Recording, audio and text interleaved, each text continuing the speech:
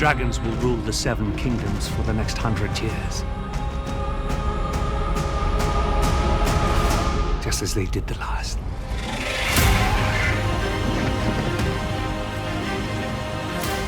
The best fiction, the best drama is about characters. The story of House of the Dragon is a story about very flawed human beings, capable of doing good things, capable of doing monstrous things, capable of courage, capable of cowardice. These are the kind of characters that I love the most.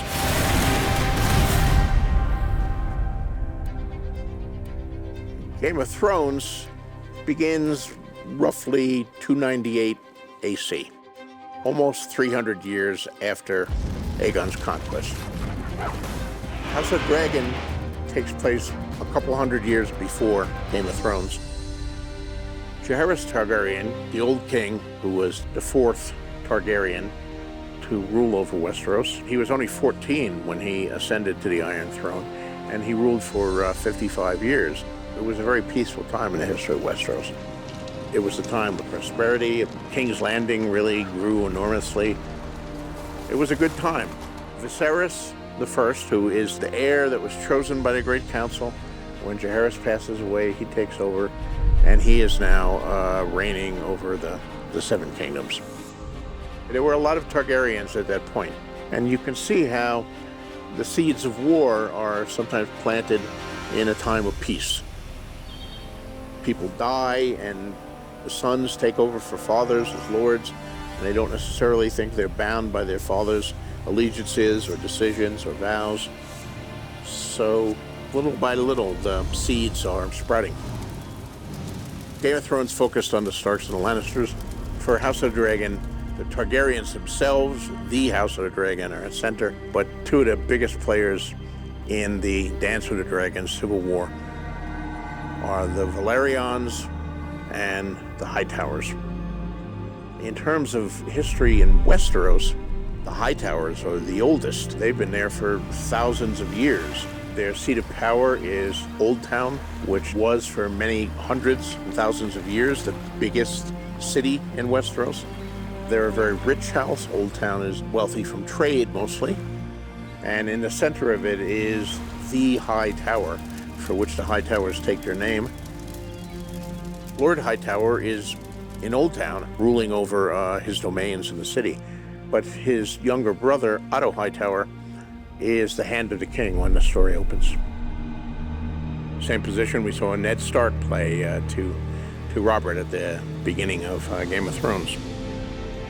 The Valerians were also a house from the freehold of Valeria, the mightiest empire in at least the West in my world.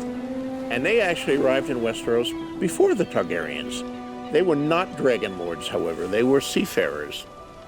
At that time, the freehold of Valeria depended a lot on its trade, and it was a good position to dominate trade from all the kingdoms of Westeros and from other places even further north. So they moved for reasons of trade and wealth. Corlys Velaryon is Lord Admiral and Master of Ships, as his own grandfather was before him of a similar name. So since Aegon's conquest, the Velaryons have been very high in the councils of the House Targaryen. And after all his voyages, he's married to Rhaenys Targaryen, the queen who never was.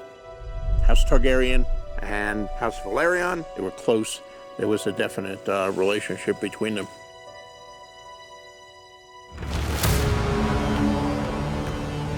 The Targaryens are also an ancient house, but they're not an ancient Westerosi house. They knew that destruction was coming to Valyria and went far away from the capital city, and they settled on the volcanic island of Dragonstone. They were dragon lords in Valyria. Now, dragons are really formidable, and they can turn the tide of a battle. It flies. It's difficult to hit. It breathes fire, against which most knights and men-at-arms have little or no protection. So if you have dragons, and that's where the nuclear option analogy comes in, you're hard to mess around with.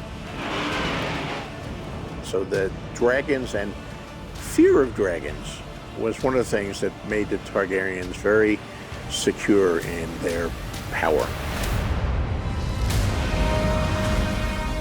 Dragon Saddle is one thing, but the Iron Throne is the most dangerous seat in the realm.